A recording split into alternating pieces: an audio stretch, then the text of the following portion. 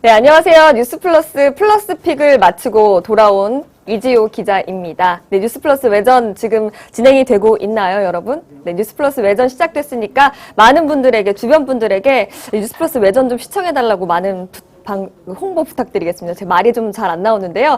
오늘 이 기자분께서 출연을 해주셨습니다. 이 주제로 굉장히 많이 뉴스플러스 외전에 출연해 주신 분인데요. 미래에서 오셨습니다. 혹시 기억하실 분들이 있으신지 한번 들어볼게요. 효화 안녕하세요, 라임님. 기억하시는 분들이 없고 저에 대한 인사만 해주셔서 일단 감사합니다, 여러분. 네, 일단 좀 맞춰보세요, 여러분. 네. 소통하는 방송이니까요. 저희가 이제 댓글로도 좀 많은 시청을 좀 참여를 부탁드리도록 하겠습니다. 미래에서 온 필기자님, 네, 보인다네요. 네, 보인다네요. 네, 일단 안녕하세요. 네, 문성필 기자 뉴스플러스 외전 또 한 번 찾아주셨습니다. 안녕하세요. 네, 안녕하세요. 일단 미래에서 오셨던 거는 이제 많은 시청자분들이 알고 계시고 자기소개 좀 부탁드리겠습니다. 정말 많은 시청자분들이 알고 계신 거 맞나요? 네, 28분께서 최소한 알고 계시는데요. 네, 일단 뭐 자기소개 그래도 모르시는 분들 있으실 거니까 별명과 함께 자기소개 좀 부탁드리겠습니다. 네, 정치경제부 문성필 기자입니다. 1금융권과 그리고 국회 그리고 금융당국 취재하고 있습니다. 네, 오늘 이제 플러스픽이랑 좀 맞춰서 이제 키워드를 좀 준비하셨다고 하던데 오늘 키워드가 뭔가요? 넥스트 레벨입니다. 넥스트 레벨. 대충 그거 아니거든요. 그럼 뭔가요? 디귿자로 꺾어주셔야죠. 넥스트 레벨 이건가요? 맞습니다. 네, 어떤 의미에서 넥스트 레벨인지 한번 오늘 뉴스플러스 외전을 통해서 한번 지켜보도록 하겠습니다. 일단 오늘 문성필 기자가 보도했던 내용을 제가 간략하게 좀 설명을 좀 드려보겠습니다. 일단 뭐 가계부채 추가 대책이 다음 주 정도에 발표가 될 예정인데 특히나 실수요자 좀 피해 논란이 컸던 전세대출도 포함이 될 것이냐 아닌 것이냐 뭐 이거에 대해서 논란이 있다 이런 보도를 해주셨는데 일단 가계부채 대책에 포함될 내용들이 어떤 것들이 좀 있는지 일단 먼저 설명을 부탁드리겠습니다. 네. 일단. 이게 자꾸 생각나가지고요, 이거. 그 춤 아니라니까요. 네. 일단, 이르면 다음 주에 이제 가계부채와 관련된 추가 대책을 정부가 발표할 예정입니다. 이 추가 대책에 어떤 내용들이 들어가느냐에 대한 관심이 굉장히 많으신데요. 아마도 전세대출과 관련된 내용이 들어갈 가능성이 굉장히 큽니다. 때문에 아마 실수요자분들께서는 굉장히 큰 관심을 가지고 계실 텐데요. 혹시 전세대출 받으신 적이 있으신가요? 없습니다. 일단 우리나라 전세대출은 정말 대표적인 실수요자 관련 대출로 꼽힙니다. 그쵸. 그러니까 전세를 어떻게 보면 전세를 살게 될 때 대출을 받지 않고 사는 경우 거의 없잖아요. 그만큼 많은 사람들이 이용하고 있는 대출이라고 볼 수 있기 때문에 요거와 관련된 파급력이 굉장히 클 것이고 그렇기 때문에 많은 분들이 관심을 가지고 있다라고 볼 수 있겠죠. 네, 그래서 뭐 이번에 뭐 가장 대표적인 게 이제 리포트에서도 나왔지만 전세 대출에 그동안 적용되지 않았던 DSR 요게 적용될 것인가에 대한 쟁점이 좀 있었잖아요. 요런 것들 포함해서 좀 현실화 가능성이 좀 큰 건지 좀 궁금한 상황인데요. 네, 뭐 얘기를 하셨지만 총부채 원리금 상환 비율이라고 합니다. DSR을. DSR 규제 대상에 전세 대출이 포함되느냐, 그리고 부분 분할 상환 방식이 의무화되느냐, 그리고 보증금 증액 범위 내에서 한도 제한이 걸리느냐 이런 부분에 대한 관심이 굉장히 크실 텐데요. 하나씩 이야기를 해드리도록 하겠습니다. 네, 일단 뭐 DSR 같은 경우는 개인이 보유한 모든 가계대출의 원리금 상환액 합계가 연소득에서 차지하는 비율이라는 점을 모르시는 분들을 위해서 말씀을 드리고 DSR 관련한 쟁점에 대해서 또 설명을 좀 부탁드릴게요. 뭐 얘기를 해주셨지만 내가 갚을 수 있는 만큼만 대출을 받을 수 있게 된다라는 거예요. 근데 지금까지는 이 갚을 수 있는 능력 그리고 그걸 계산할 때 전세대출은 제외했었거든요. 왜냐면 전세대출 받는 분들이 워낙 많기도 하고 금액대가 크다 보니까 그게 DSR에 포함이 돼버리게 되면 대출을 받을 수 있는 한도가 굉장히 크게 줄어듭니다. 그래서 전세대출은 지금까지 그 대상에서 제외했었는데 이 부분이 포함될 가능성이 제기되고 있기 때문에 사람들의 관심이 큰 거거든요. 결론부터 말씀을 드리면 이 DSR 규제 대상에 전세대출이 들어갈 가능성은 그렇게 크지 않다라고 합니다. 미래에서 온 성필 기자님 진짜 크지 않습니까? 그러니까 금융당국과 시중은행의 어떤 의견을 종합해 봤을 때 왜냐하면 말씀드렸다시피 전세대출은 실수요자들이 굉장히 많이 받잖아요. 그렇기 때문에 어떤 서민들에게 미치는 파급력이 굉장히 크기 때문에 금융당국도 이 정책의 이런 부분을 반영함에 있어서는 좀 부담스러운 부분이 분명히 있거든요. 때문에 DSR 규제 대상에 전세대출이 포함될 가능성은 상대적으로 아직까지는 현재 버전으로는 그렇게 크지 않다. 하지만 가계부채와 관련돼서 정부가 굉장히 심각성을 느끼고 있긴 합니다. 때문에 가계부채의 증가폭을 빨리 잡아야겠다라고 강하게 결심한다면 네. 어떤 부작용이 예상이 되더라도 네. DSR 규제 대상에 전세 대출이 포함될 수 있는 거죠. 네, 그러니까 아직까지는 좀 잘 모르는 상황이지만 그래도 네. 가능성은 좀 적다. 네. DSR이 포함될 확률은 좀 적다. 이렇게 좀 알아봤고요. 네. 부분 분할 상환 방식은 또 어떤 쟁점들이 있는지 궁금한데요. 일반적으로 전세 처음 대출을 들어보는 거예요, 저는. 부분 분할 상환 방식. 전세 대출을 받아본 적 없으시죠? 아, 그렇죠. 그 전세 대출을 받아보신 분들이라면 알겠지만 일반적으로 전세 대출 같은 경우는 대출을 받고 원금을 그러니까 원금은 이제 제가 전세 기간이 끝났을 때 한꺼번에 상환합니다. 그리고 그 사이에는 이자만 이렇게 계속 내는 그쵸. 구조거든요. 네. 근데 이 부분 분할 상환이라는 건 뭐냐면 이자를 낼 때 일부 원금도 같이 상환해야 된다는 겁니다. 그러니까 전세를 하는 거의 가장 큰 장점은 내가 그 현금을 안정적으로 거치를 시켜두고 이자만 내므로써 어떤 그 기간에 돈을 모을 수 있다는 장점이 있었는데 네. 원금을 같이 상환해야 하다 보니 추가적인 부담이 생길 수밖에 없는 이른바 약간 월세의 개념이 조금 가미된 거라고 좀 이해하시면 될 것 같습니다. 그래서 이제 그렇게 분할 상환 방식이 조금 실수요자들한테 좀 무리가 갈 수 있기 때문에 부분 분할 상환 방식을 좀 선택한 건가요? 요 부분이라는 것들에 대해서도 간단하게 얘기를 드릴 텐데요. 이것도 이제 어떻게 적용될지 확실히 모릅니다. 네. 하지만 이제 시장에서는 어떻게 좀 판단하고 있냐면, 서민들을 대상으로 한 정책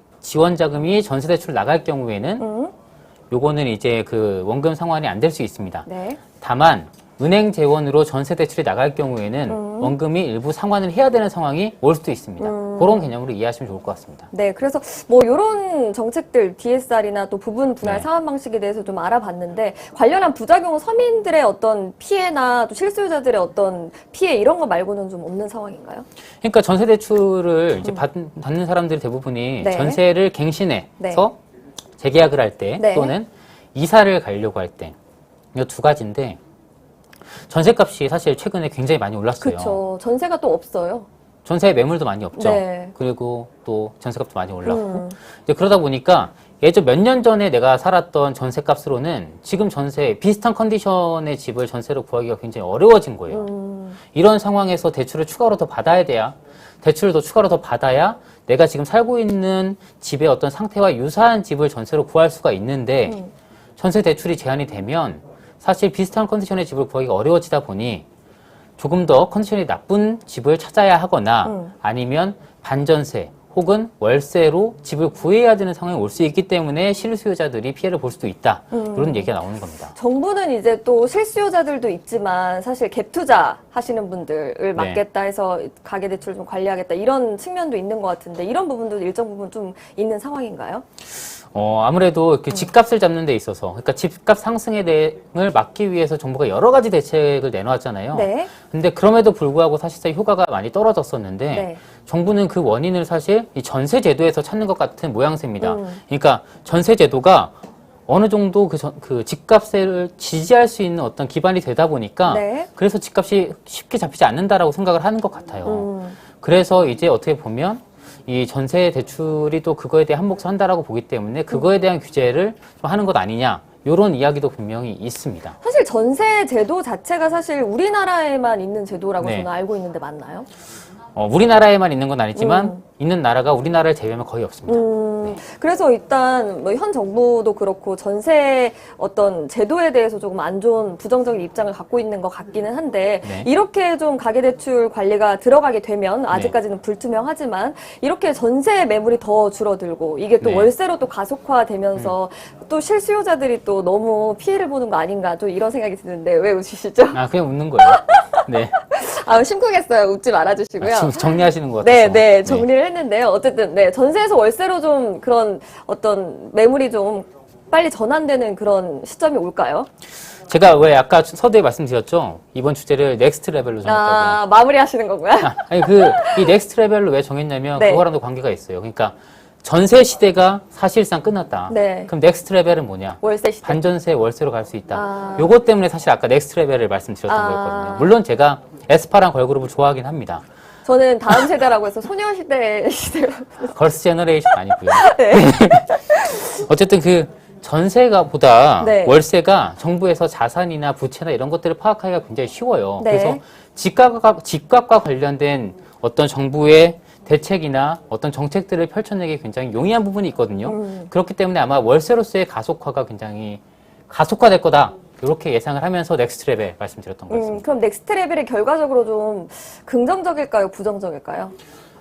이게 아까도 말씀하셨지만 일장일단이 있어요. 그러니까 전세가 좋고 월세가 나쁜 거다. 이렇게 이야기할 수는 없습니다. 네. 하지만 분명한 건 전세가 우리나라 주거 안정에 큰 영향을 긍정적인 영향을 줬던 것도 사실이고요. 네. 우리나라에서 주거 사다리, 그러니까 내 집 마련에 있어서의 그 주거 사다리를 마련하는 데 있어서 전세 대출이 굉장히 큰 역할을 한 것도 분명 사실이거든요. 네. 근데 이런 부분이 어느 순간 갑자기 단절된다면 실수요자들은 굉장히 큰 혼란에 빠질 수밖에 없겠죠. 네, 어쨌든 그래서 다음 주 가계부채 추가 대책을 조금 주목해서 봐야 될 필요성이 부동산과 연관돼서도 네, 그런 맞습니다. 가능성이 좀 있어 보이는데요. 시청자분들한테 한번 질문도 받아보도록 하겠습니다. 끝으로 저희가 좀 준비한 소식은 좀 여기까지였고 시청자분들이 좀 질문을 해주실 것 같았는데 소녀시대 얘기하시고 이제 뭐 필스파 디귿춤 보여주세요 이러시는데 한번 보여주시죠. 요 정도? 네. 뭐가 다르죠, 저랑?